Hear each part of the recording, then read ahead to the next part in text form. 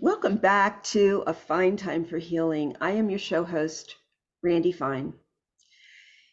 If you are already a subscriber, thank you very much. If you are not, please subscribe to my channel. There are going to be 2 YouTube videos every week at least from my podcasts. And you can always give us a thumbs up. Please like them so that others know that it's an enjoyable experience. Today we have with us Donald Altman.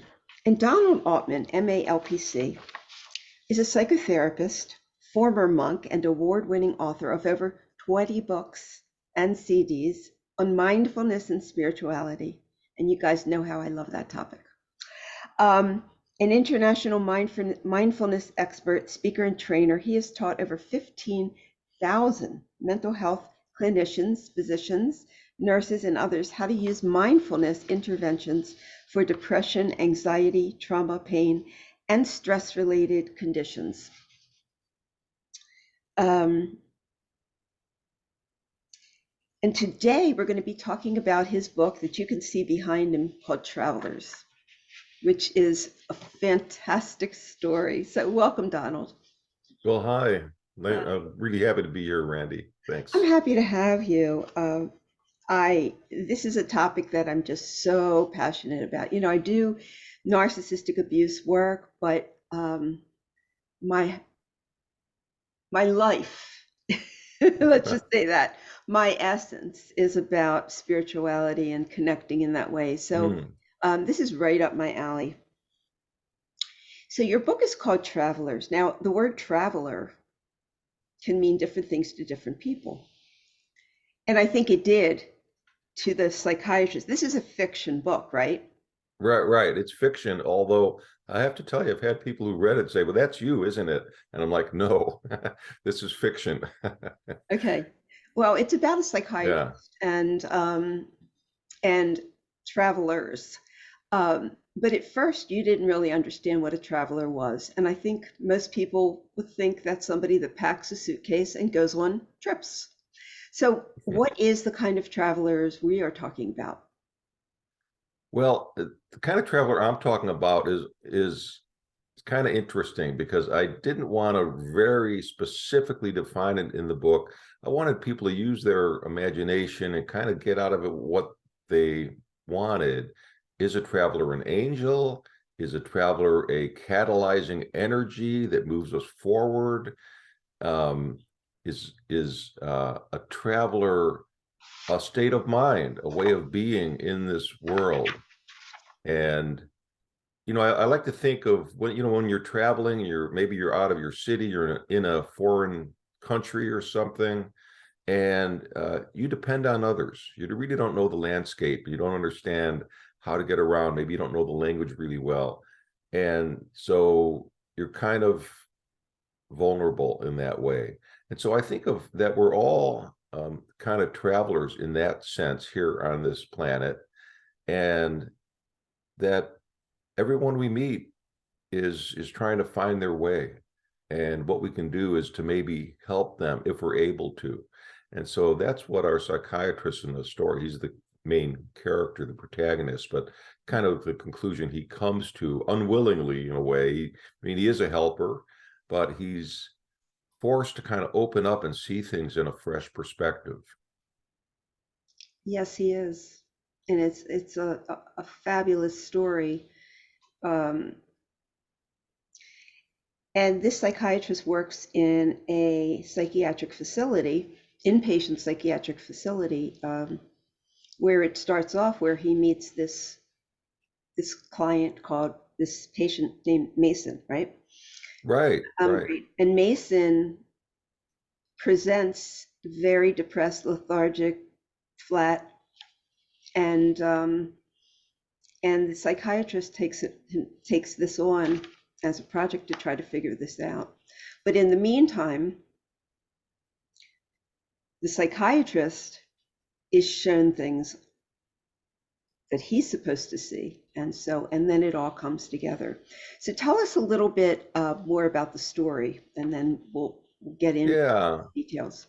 Well, I've written a lot of nonfiction books, and I felt I wanted to tell a story in fiction that could touch upon things and bring ideas in that I really couldn't get to in nonfiction, and bring people into the world of what is it like to be on a psychiatric hospital, and what's going through the mind of a clinician as they're working with somebody. I mean, what is that really like? So I wanted to bring them into that world, but I also wanted to bring them into a world of, how do you recover from grief and healing? And the psychiatrist in the story has lost his daughter, and it's a devastating loss for he and his wife. So it's also an exploration of how does grief affect families? How do we deal with loss? And it's really driven a wedge between him and his wife in the story. And so he's kind of trying to navigate this and trying to find his own way. And here's a psychiatrist, right, who can't heal himself. And he's very rational minded. And he meets this young patient, as you said, Mason, who starts to have these non-ordinary reality experiences, which, as a clinician, you're supposed to diagnostically label somebody and ends up pathologizing them. Well, you're a this or a that, right? And I've had clients, I'm sure you have, who have come in to see me, and they're, I'm a bipolar, I'm a depressive, and they take that label to heart, and they slap it on their forehead and identify with it. And what makes this psychiatrist kind of wonder if there's more going on for this young man is that synchronistically he meets a traveler, Jackie. He meets a mysterious woman and her dog, who appears to be a sentient canine who is on her shoulder all the time. His name is Bear. And so traveler Jackie and Bear come into his life, and it kind of forces him to see that the things she can do are what we would call miraculous. It's not understandable to a rational mind. Right. And so he's forced to think about, how are these things possible? What's happening here? And slowly he's drawn in to taking a journey. It's kind of an unwanted spiritual or mystical journey, and into these non-ordinary realms himself. And it's what I really wanted to show with this story is that if we look around, the world is more miraculous, mysterious, and beautiful and wonderful than we ever imagined. Right? But I think we are, as a culture, we're kind of in some ways stuck in the stranglehold of a materialistic view of things. And so we can everything's got to be science-based, everything. And that's part of the world that he's in the mental health hospital that he's in, right? And I know that too. I mean, even the DSM, the Diagnostic and Statistical Manual of Mental Disorders, is a super thick book. And it's, and to get insurance paid, you've got to have a diagnosis. So you're almost forced to buy into this system. And what's kind of interesting is, even for the first time now, there's something called prolonged grief disorders added to the DSM. So if your grief lasts more than a year, there's something's wrong with you. You need the good news is that it will be paid for by insurance, but the other side is that it's stigmatized, as if everybody should just get over grief in a year, or there's something wrong with you. And how can that be when you lose a daughter or something profound happens? It might be a lifetime of grieving, and everybody grieves in different ways. So it's caused kind of a interesting controversy in the mental health field. But it's just an example of how sometimes these labels cannot be helpful. So I think it's important to bring in the spiritual side of our life and our world. And if you're going into therapy, if you're just reflecting inwardly for yourself, we become a very outward directed as far as our attention goes. And So we're not reflecting inwardly so much anymore. We're looking at screens all the time. We're, and the brain wires up from, this prefrontal cortex, the most human part of the brain, behind the eyebrow ridge and the underside part of the brain, is wires up from face-to-face connection. And, that's how we have self-knowing awareness, insight, empathy.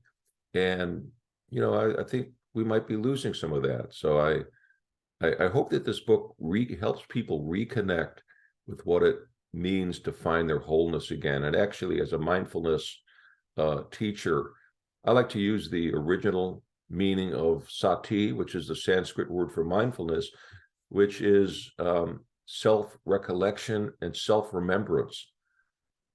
So it's kind of like bringing the fragmented, the lost parts of yourself together again.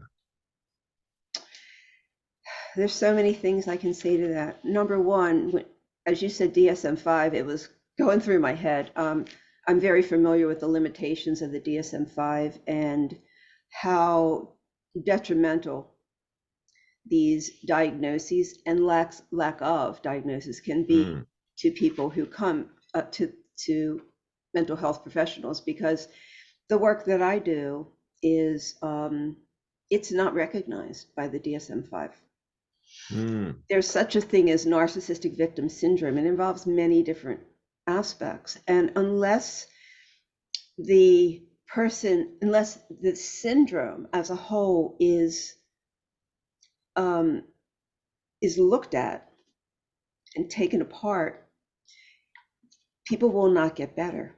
And so they present with a lot of symptoms, but unless the symptom is treated as a whole, it's not going to be effective. But you're right. You asked me the question about bipolar. I have had so many people come to me and they're like, I've been diagnosed as bipolar. I've been put on lithium. It was wrong for me. And I ask them about their behavior.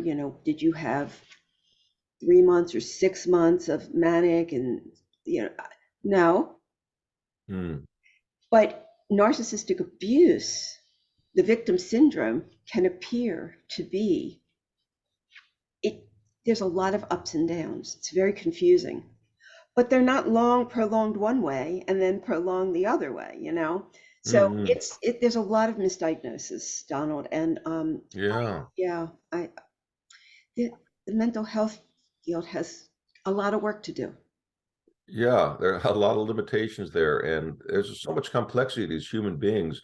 We think that we can just take a pill and everything will be okay. And sometimes, I'm not saying medication isn't helpful, but we have this kind of fix it, mentality where, it's almost a mechanical, viewing ourselves as mechanical. But you can't, you can go in and replace a battery on a car, but you can't just replace an emotion. Right, we're complex beings, and so yeah, what you're saying is, I really agree with you, Randi. There's a lot that we don't know, and they're very slow to embrace new concepts. So yeah. And so a lot of people, I would say most people that come to me have seen a traditional therapist, and they tend to get worse because they're asked to take responsibility for something they have no responsibility for. And it's very weighty. It's very guilt producing and shaming. So that's what I get. So you are a monk, or? Well, I was a monk. You were a monk. Okay. Yeah, I don't think my wife would like it if she thought I was a monk now. Okay. This was prior to your marriage? Prior to that. All right. And I had gone through a difficult time in my life. And think about the times when you really are ready to make changes, when you feel that things keep repeating, or negative patterns in your life keep repeating, and you just don't see a way out. And that kind of happened to me. And and around that time, I met a monk. Somebody said, "Oh, there's a monk I'd like you to meet." And so I went to meet this monk. He was a Burmese monk and a well-known teaching monk from Burma who'd been in the U.S. since the 70s, I think. And the thing was, I felt from him such an incredible sense of kindness and compassion and availability. I mean, I grew up in Chicago, and those kind of people were not standing on the street corners of Chicago. In fact, I don't think I ever met anybody like Uthilananda, which was his name. Right. And I found out he was ordaining, or he was rather, he was the sayadaw, which means the abbot or the head of this monastery, and that I could ordain with him as the teacher. And I really wanted to know, how did he transform and become this kind of person? Because nobody's born like this, obviously. And as again, it was at a time when I'd gone through some challenging struggles. And so I was able to ordain and go into the monastery and discover that what he loved teaching most was the loving kindness practice. And that was what had transformed him. And it was an incredible experience for me. I wasn't in the monastery for a whole long time. In fact, I went in realizing that I thought it would only be for a period of time. And in that tradition, it's the Theravada tradition, the old school of Buddhism. You don't take a lifetime vow. You take a vow kind of like, oh, I'll be here today. Every day is a new commitment, right? Yeah. So when I was ready to go, there's a beautiful ceremony for leaving the monastery. You hand back the robes, and they give you some precepts that I still practice today. And I continued to work with the monks even after I left. It was a beautiful experience for me. And one of the first teachings that I got actually was, they have a straight razor, and I had hair back then, and they shaved my hair off and held a lock of my hair in front of me and said, "This is not you." And I was kind of shocked, but what do you mean that's not me? But it was about not identifying with, not grasping and attaching to the ego and to all the things we identify with. And I started to be able to, in the monastery, started to notice my thoughts that I was at war with a lot, by the way, which is the reason I was in there. And I started to notice that I could, when I could grab onto these thoughts and they would pull me in different directions, or I could just watch them and without grabbing on. And it was a very liberating experience for me to learn that. And so there were a lot of good, I think, life-affirming skills, and plus just the idea of not harming, which is key idea in Buddhism. And mindfulness, actually, I think the real purpose of mindfulness is to help us notice our own suffering, and so that we can then reduce suffering in ourselves and in others. So it was a very important experience, and it's still with me, and it changed my whole life. I mean, after I got out of the monastery, I started doing workshops on spiritual eating, because I had previously been a mindless eater. And then people would come up to me after the workshops, and they'd whisper in my ear, I have this anorexia problem, or I have this bulimia problem.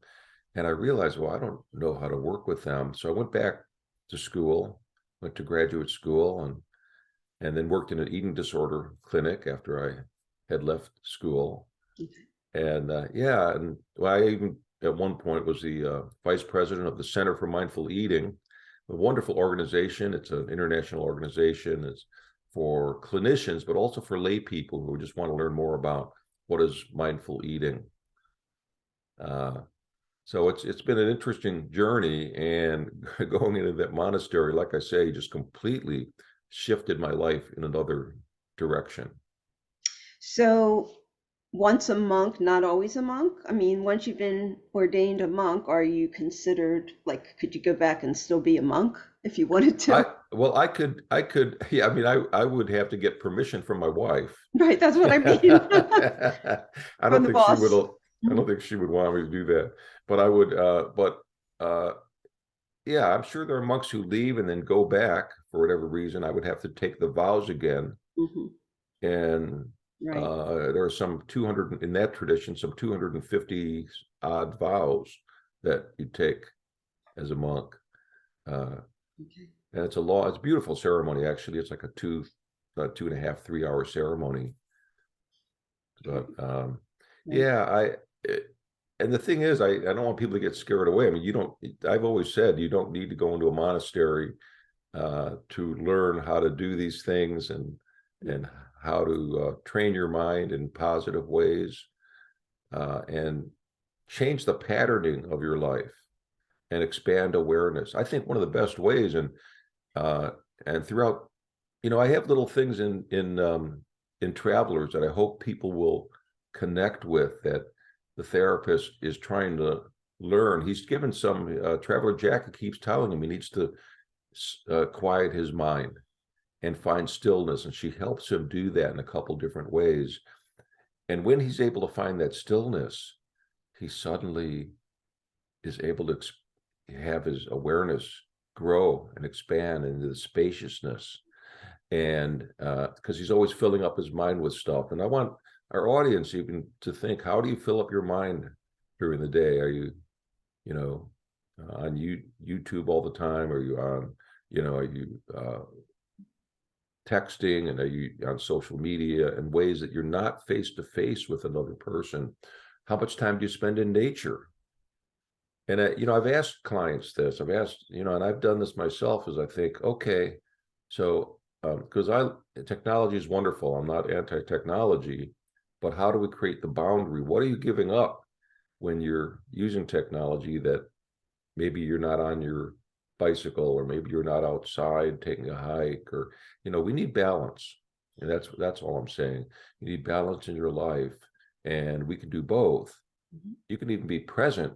Like right now, you're in Florida, I'm in Portland. I can't get much further away than that in the States. Nope. But we're in this moment. We're here. We're bringing our attention to this moment, right? Even though we're on this screen. And I mean, I feel like I'm connecting with you and with the audience out there, and that's beautiful. So even though we're using technology, we can be here and be present. Yes. What I found, I've been doing this show for 12 years, and I've interviewed over 500 people.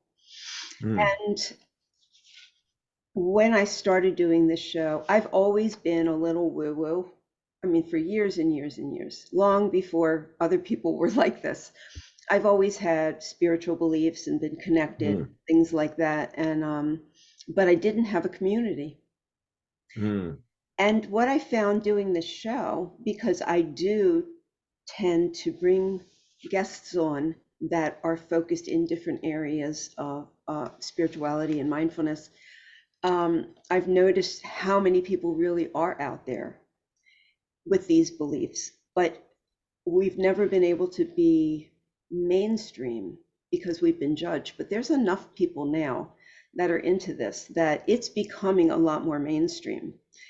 I think that the spiritual side of healing is highly important.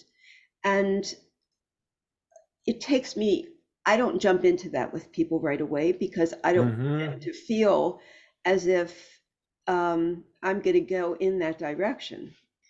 But when I've known somebody for a while and I can find out what their level of connection is to mindfulness, consciousness, that kind of thing, it really helps when I know that they're open to this information. Because I know for me, healing, most of the healing that I've done in my life has been through mindfulness and consciousness and meditation, and connection to something other than myself. And I know that this physical world is just a very small part of who we are. That is, wow, I couldn't have said that better. I mean, that is really kind of at the core of the travelers too, this idea that there's so much more to us. There's a quote in Travelers from that one of the psychiatrists, he thinks he's losing his mind actually in the story, and he goes to a trusted supervisor who had been to India and done some different spiritual things, which kind of frightens him, the whole idea of that, because he's been very much by the book his whole life. And and she says to him something from an Indian sage back in the 19th century by the name of Vivekananda. Vivekananda was one of the first persons to bring some of these Eastern ideas to the West in the late 1800s.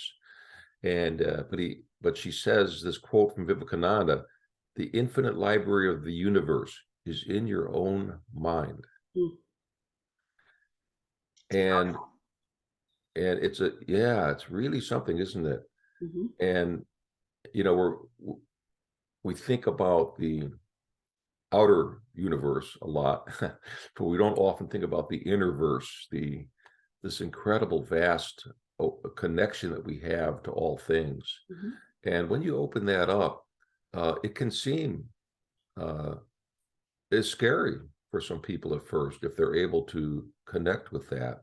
Mm-hmm. And of course, if you go to and that happened to me when in my early 20s. I had a major depressive disorder, which stemmed from childhood trauma. And so I was very, at the height of it, had this oppressive depression, just a heaviness, right? Mm-hmm.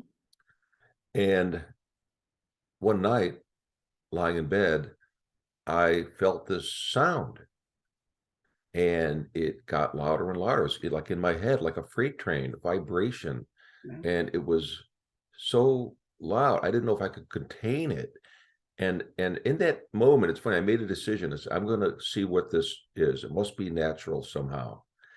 And it culminated in this kind of almost oscillating energy and an out-of-body experience. And I continued to have those intermittently, but I never told my psychiatrist who I was seeing at the time, which is probably a good thing. Mm-hmm. Would have been diagnosed as schizoid disorder or something like that, right? Yeah, right. But what it did was it gave me a sense of relief. I didn't say, "Oh, there's something wrong with me. Oh my God, I'm Mm-hmm. seeing these things."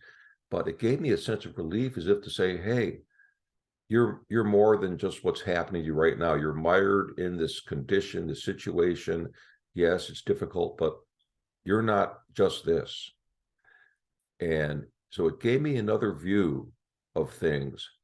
And I didn't try to come to any conclusion about what that meant, but it allowed me to see that there was more than just this material, physical aspect of myself. Mm-hmm.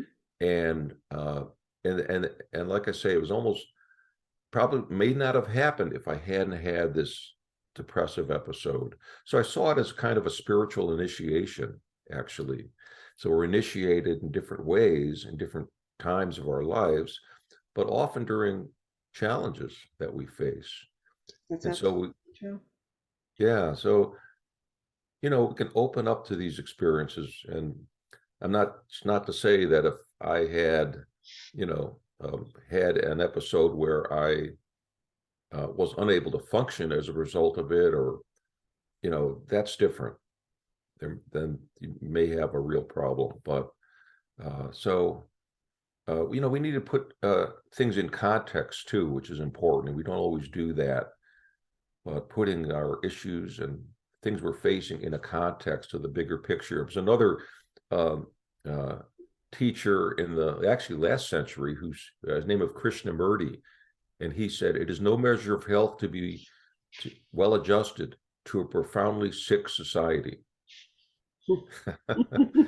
If a fish is swimming in dirty water, it doesn't know. It doesn't know the pond is dirty, right? Right.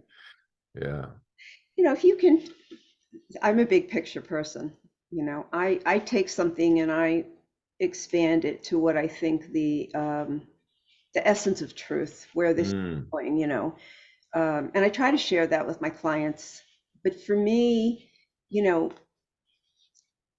it has been very healing and very supportive, and it gives me comfort to be able to look at things in terms of that. Because like one of the biggest questions I get is, what did I do wrong? Why is this karma? Why am I being victimized this way? Why am I being hurt this way? I must have done something wrong, And for Mm. me, the overview of this is, oh no, Hmm. this is something you signed up for to overcome because there's so much more for you. And I know that Yeah. the other side of narcissistic abuse is just glorious. It's so freeing. But the work towards getting there is all internal. It's all about mindfulness, paying attention to what you're saying to yourself, focusing on Mm. self-love and filling that well so that because most people that are going through this are givers. They want to help. They're healers at heart. Mm. And but when you don't know how to do it, you give from a dry well and you're exhausted and you're stressed and you're tired and you're worn out. Um, and so there's really only one way to be a giver, and that's to give to yourself first. So this Yeah. work, and also internal validation versus external validation. So this work is really about, I take people inside um, and make them recognize the importance of their place in this universe and how special they are. Because narcissists tell us that there's something wrong with us, Mm. we're faulty, we're ugly, we're worthless, we're lazy. I mean, they tell us that we're all these things that we're not. So Yeah. I Yeah. agree with you. Yeah. It's that I love what you said there, that what even the difficult things or the trauma that we face is in a way a gift. Mhm, As now it might be hard to look at that right now mhm, when you're in the middle of it, mhm. but what we gain from it and what we learn from it is can be amazing, and how we can grow from it. Yeah. Yeah. I mean, the first 30 years of my life were a disaster. And it Hmm. was one after another, after another, after another. And if I would have stayed in that mindset, that would have been the trajectory of my life. I just figured this is how it would be, until I had enough. And I said, you've got to change. There's something about you, what you're doing, the way that you're thinking. You have to change that. But that's where the spiritual journey began when I finally said, Yeah. I have no control over this. This is running my life, and I can't control it. And so I hit bottom, and then there's Yeah. only one way to go, and that's up. You can go down, but if you want to go up. And a lot of people get these signs from the spiritual world, and deny them. They look past them Hmm. because they're scared or they think nobody will understand. And that's, the doctors mainly won't understand unless they've had the experience themselves. Yeah. But I think we all get those whispers at times, and it's a matter of looking at them or not looking at them. Yeah. Yeah. Sometimes yeah, you might, I mean, it can come to you in so many different ways. Insight and a message. And uh, for example, I remember one day I was going through a period of my life where I was thinking about making a major change, and I was grappling with that, with letting go. And I went to the park nearby, and there are all these beautiful trees, and I sat down and I noticed a couple of leaves falling. And I looked up, it's a big leafy tree, and then some more leaves fell. And all of a sudden, this tree, it was fall, beginning of fall, this tree let go all its leaves at one time. And it was a shower of leaves falling on me. And yeah, I have never experienced anything like that again.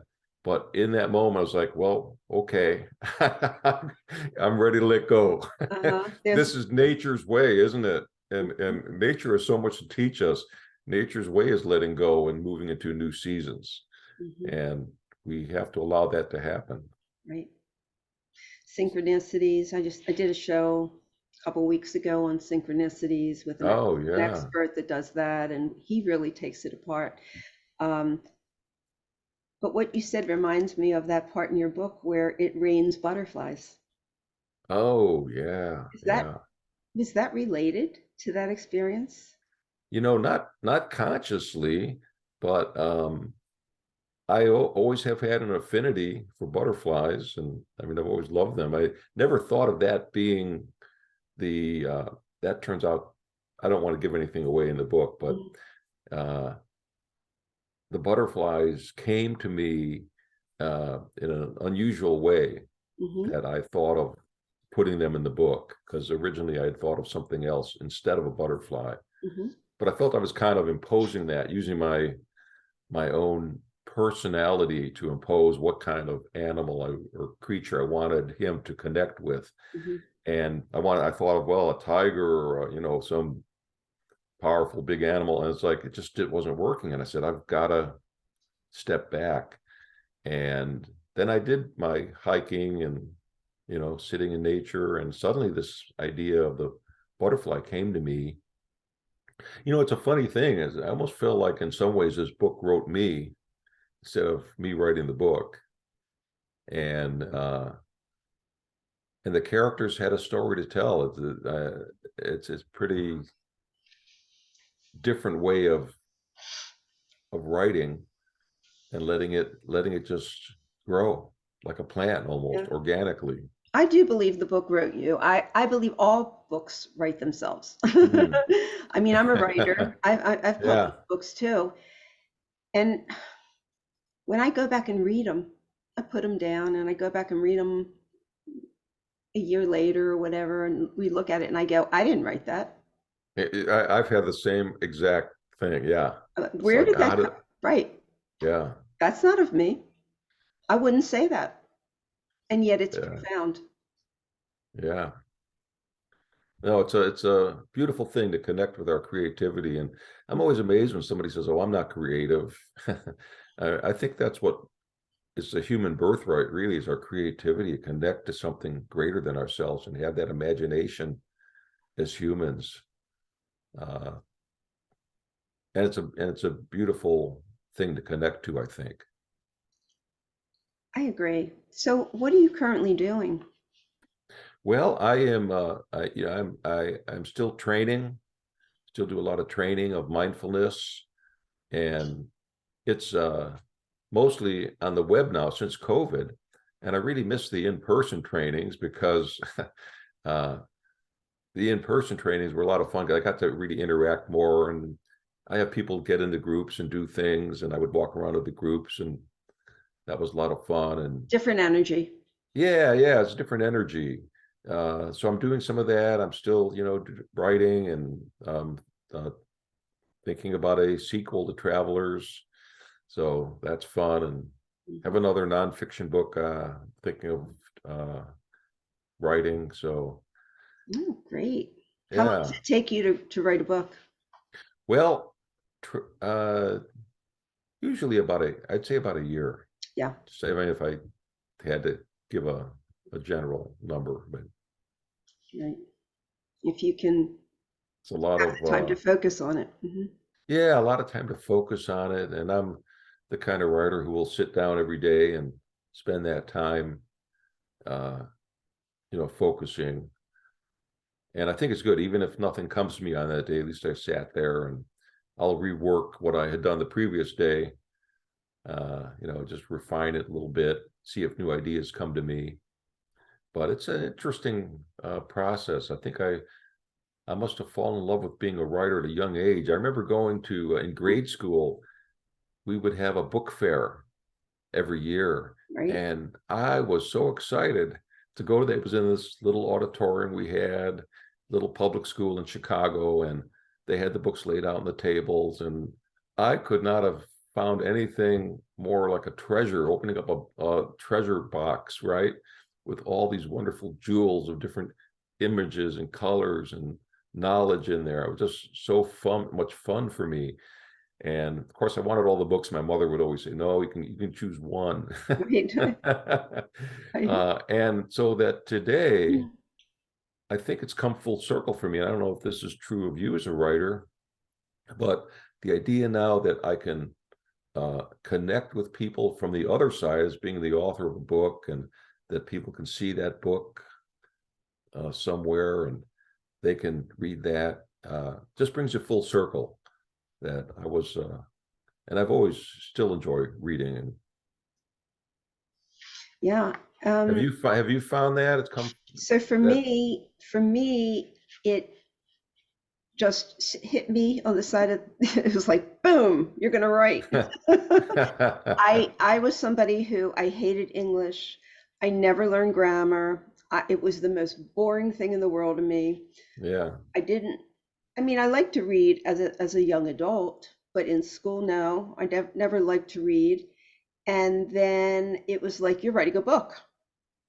And I said, okay. So I wrote it. I wrote it and I revised it, then sent it to an editor and realized I don't know how to write. And she gave me all these tips. And then I rewrote it several times and gave it back. And I learned through this process how to write yeah, by making all my mistakes. And I learned grammar, I learned just the way to write. And once I started, I love it. I'm a very creative person. I do a lot yeah. of creative things, and I must do something creative every day. So if I can write, I'm satisfied. That's awesome. Yeah, Yeah, and it's no, a that's great way fun. to reach people. And it's also a great way to get your thoughts down, you know. Yeah, yeah. And I'm into giving people a lot of different practices, things that are practical. And Mhm. so a lot of my books include those kinds of things. And it's fun for me to create tools for people too. I guess I just like that. It's like a Oh, giant it's like a giant puzzle putting a book together. And every word is a different puzzle piece. it is. Yeah, It is. It really is. It's a work. It's a a work of love. It's a birth yeah. that you give to the book. So tell us about some of your other books. Well, the first book I wrote was Art of the Inner Meal, first real nonfiction book, and I wrote that while I was in the monastery, actually. And it looks at different traditions and how they use food as a spiritual path. And that was a fun book for me to write. And it was one of my first books that I did in where I, did a lot of research and put that together. Probably one of my most popular books is the Mindfulness Toolbox, and that is a book that um, is very popular with clinicians and with individuals, and it's got detailed handouts in there for anxiety, depression, stress, and and chronic pain. So it has a lot of really helpful tools Okay. in there. I'd like to cover that on an interview with you. Oh, okay, Yeah. yeah. So if you have your publisher send me a copy, then we'll schedule another date and we'll talk about that Oh, because I think that would be really beneficial. oh, great, great. Yeah. No, happy to do that. I even have a book that for people who want to learn mindfulness kind of from the ground up, like a structured way of learning mindfulness. It's called Simply Mindful, a 7-week course and personal handbook for mindful living. Hmm. And that has about 36 different exercises and mindfulness practices, but it's really teaching you mindfulness rather than just using an intervention. Some people actually want to learn mindfulness on their Mhm. own. And so it's a self-guided way to learn mindfulness. What is the first thing we should do when we're trying to learn mindfulness? Oh, that's a great question. And I would say a couple of things. I'd say one is start where you're struggling. Instead Mm. of trying to push away, right? Everybody's, oh, I need to be safe. I want to feel comfortable. No, I think what we need is to look at the rough, the jagged edges that are, sharp against us, that might be, annoying us or irritating us in some way, and work with that and start to observe that, right? The second thing we can do is to breathe. Breathing is wonderful, just so regulating, and it focuses us on our biological nature, right? We're so much stuck in our heads. We're very much a mental culture. And sometimes we forget we have a body. So breathing can help us get into the body. And also one of the great benefits of breathing, if you get in the body, research shows you're more able to name your emotions. You're able to sense what's happening in the body and connect with deeper feelings. Can I share a story about that? Sure. Yeah, so I was working with people who had issues around eating, and there was one woman who would she would go up to a drive-through and order copious amounts of food, 3,000 calories at a time, because she had an uncomfortable feeling she was trying to make go away. And so as we talked about this, and this was in a group setting, I said, well, have you ever tried to give a name to that feeling, what it is you're trying to make go away? And she said, no, I never did. I said, well, here's something I'd like you to try to do is the next time you go up to the drive-through, I want you to pause, just wait in the parking lot first and see if you can give a name to that sensation before you drive through to get all that food. And she came back and she shared with the group the most amazing story. She sat in the parking lot for 40 minutes, okay? And then suddenly she gave a name to this feeling she had, this uncomfortable feeling. And she said, it's loneliness. And she said, once I gave it that that name, she said, I realized it's not physical hunger. Physical food isn't going to satisfy this feeling. And she drove home. And Great story. It's such a great story. I mean, she was very courageous. I can't imagine sitting there, like she did alone in that parking lot with that feeling and, being present with it. And so that, again, is looking at the hard things in us, right, as a way to help us heal. And so I thought it was very courageous of her, but it's a beautiful story of, of how she got insight. It takes a lot of courage. You're right. I mean, that is a beautiful story. It takes a lot of courage to look at the thing that hurts you the most, because that's usually the thing that we're most afraid of. And we think it can hurt us if we look at it. But Yeah. the way to healing is through the pain. So there's no other way to do this. You can try to Yeah. numb it, you can circle around it. It's not going to go away till you go through it. Yeah. So the food was medication for her. She was Mhm. medicating the pain away, right? And instead of looking at it. So with this mindfulness that you've developed, how does it make you look at the field that you invested so much time in learning and getting certified for? Well, I have to tell you one thing. When I first went back to grad school, and that was, let's see, that was it was around 2000, 2001. I was really concerned if they would accept mindfulness as if I could bring it into the therapy world. And what I discovered, that was a time when, John Kabat-Zinn's work is now starting to expand. And John Kabat-Zinn, whose mindfulness-based stress reduction, of course, started in the late 70s with pain reduction and psoriasis and things like that. But it eventually started to get into the mental health field.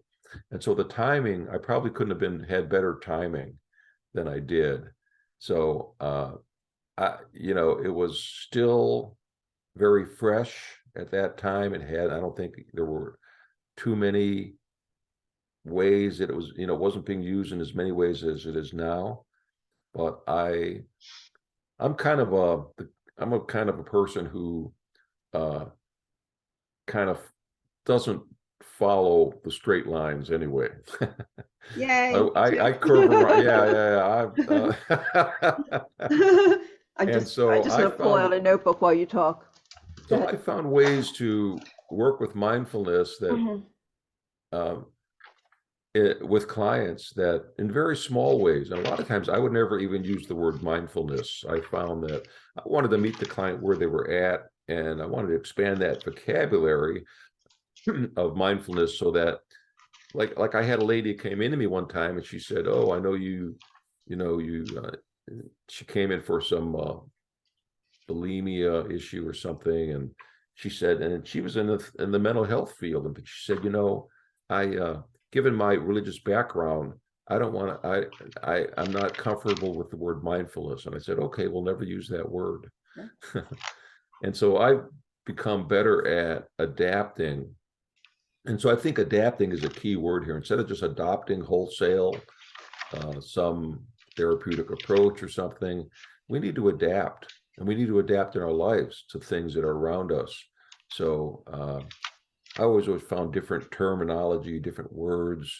If somebody liked to cook, I would say, well, maybe you could learn to put that problem, put it on a back burner for a little bit, or what's that? How's that stirring your pot? Using metaphors, connecting with. That's good.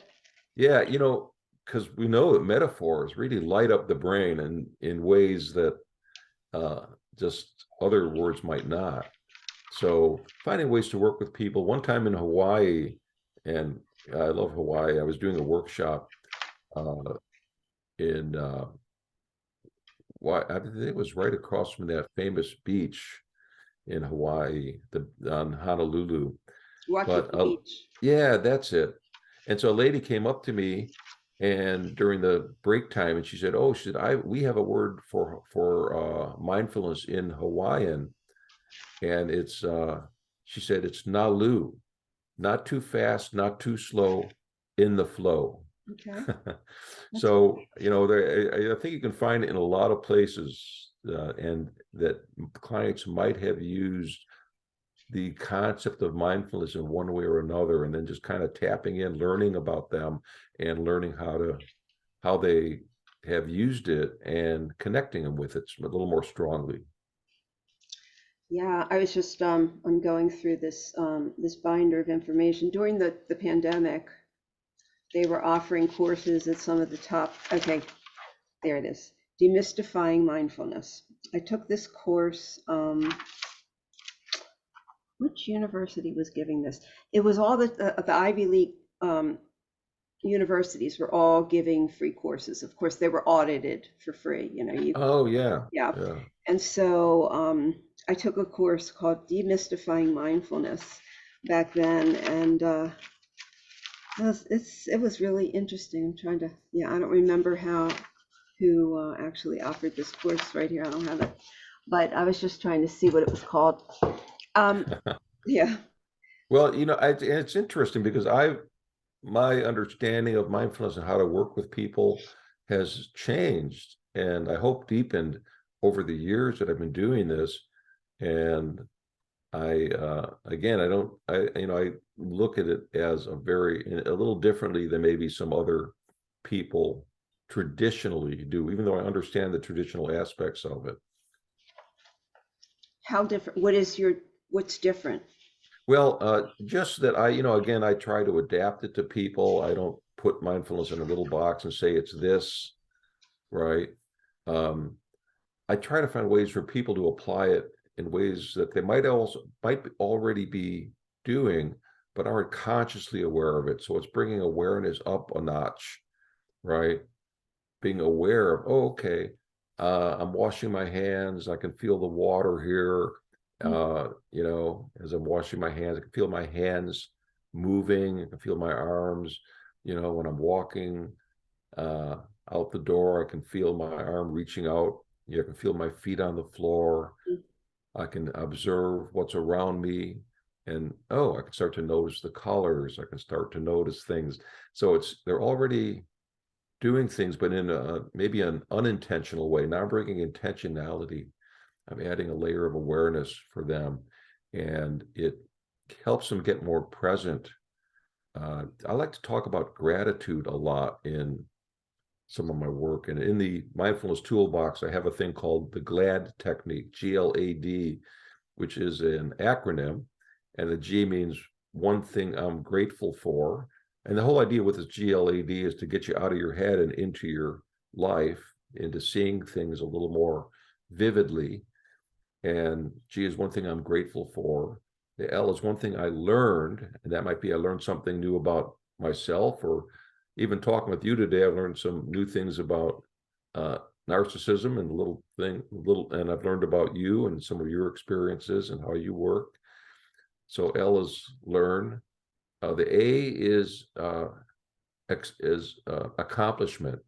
So what one thing have I accomplished today? And this is kind of an interesting one because we often think about accomplishment as that bigger goal at the end of the rainbow. But I like to have people think about their day-to-day accomplishments, getting enough sleep, getting enough nutrition.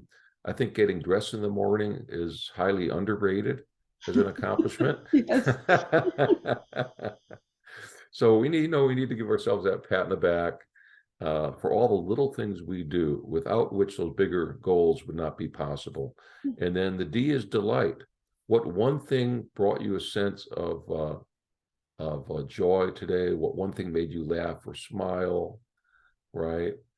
And or one beautiful thing that you saw. So, and when I gave this GLAD to a man he was acutely depressed, and it was the winter in Portland. And so I told him about this, and I said, I said, every time you go through a different threshold, a threshold could be a lot of things. It could be walking into another room. It could be looking out a window into a new view. It could be every time you get in your car. But every time you enter a new space or cross over a threshold, I said, I want you to look for the GLAD. And he came back, and I said, so how did that, checking in with him, how did that work with you? And he said, well, I noticed a bird chirping that reminded me of springtime, and it gave me hope. Oh, Yeah. I like that. Gratitude is a very important part of my work. And when I feel somebody is Oh, really stuck, yeah. I'll say, for the next week until you see me, I want you to focus entirely on gratitude. I want you to look at everything a different way. I want you to be, you find things to be grateful for, because it takes you out of your head Yeah. and it puts things in perspective. And what you were talking about, the senses and, what you're talking about really is living moment to moment, living in the moment, being very present Yeah. every Yeah. moment. Because when you're doing those things, when you're using sensory, you're using your sensory whatevers, and and you know you're just noticing things. You're not in the past, and you're not in the past where you have regrets and pain, and Yeah. not in the future where you have fear. So true. Yeah, It just absolutely. right, you know. So it really disturbs me. Not you. It really disturbs me that they've got this word woke talking about Hmm. talking about our society and how people have become. And the word woke, it used to be awaken, for Right. Yeah. spirituality. Now they're saying they're woke, and I think it's really misleading because I don't believe they are woke. What is your thought? Well, maybe it's broke, not woke. That's good. That's good. Well, anytime you're trying to impose your ideas on another, uh, you know, uh, that's not actually what I would call a spiritual practice, right? Trying to understand one another and open up to them and being able to have dialogue is, a path that I think is more beneficial, and That's right. not shutting down conversation, right? Not shutting it down, which I think Right. that might have the effect of doing. I don't know where they came up with that word. It's as far, Yeah, it does not fit what they're, it's not a label that fits what they're trying to describe at all. I don't get it. Um,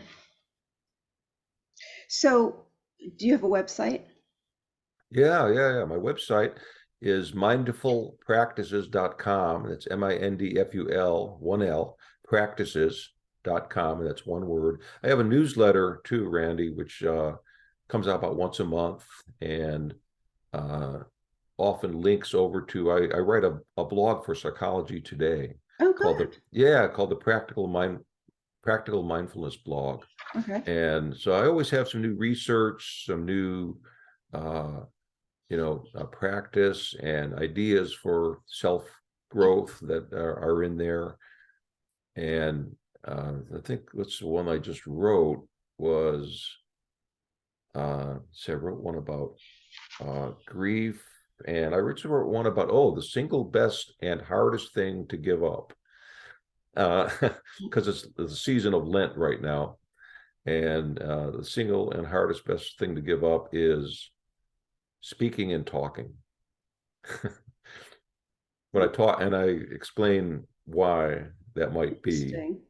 Yeah, because we kind of, when we're a little more silent, it doesn't, and I'm not talking about just completely not talking, but how can we listen better and not have our cup so full with our own ego and our own ideas, and empty our cups a little bit and open to others and listen.